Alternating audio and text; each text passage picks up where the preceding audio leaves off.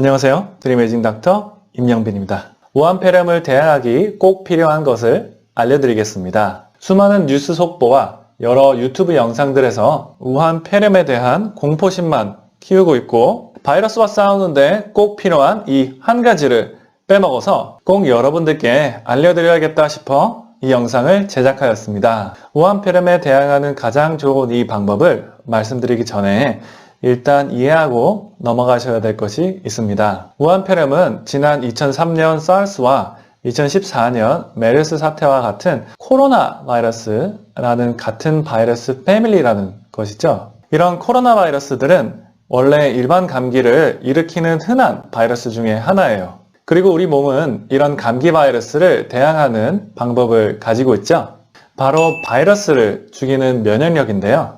우리는 이런 면역력이라는 군대가 언제나 건강하고 잘 훈련되어 있다고 가정하지만 그렇지 않은 경우가 참 많아요. 예를 들어 면역력이 1년 내내 좋으면 겨울철에는 왜 감기가 걸리겠어요? 우리 면역력이 겨울철에 좋지 않은 이유는 겨울철에는 해가 짧아 햇빛을 그렇게 많이 못 받으니 비타민 D 수치가 낮아져서 그렇습니다. 이 그래프처럼 북반구에 위치한 독일 사람들의 1년 중 비타민 D 수치 중에 겨울인 1월에서 3월쯤이 비타민 D가 가장 낮아요. 그러니 감기 같은 바이러스 감염에 더 잘 걸리는 것이죠.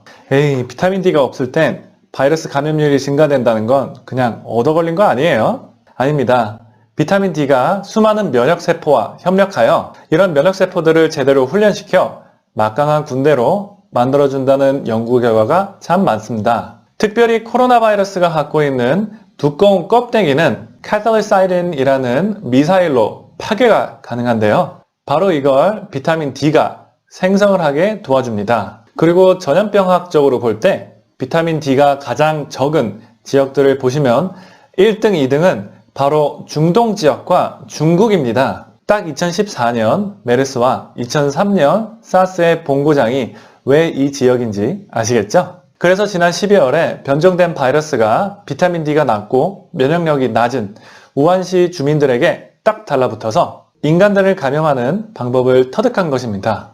그러니 우한폐렴을 대항하기 꼭 필요한 것은 비타민 D입니다.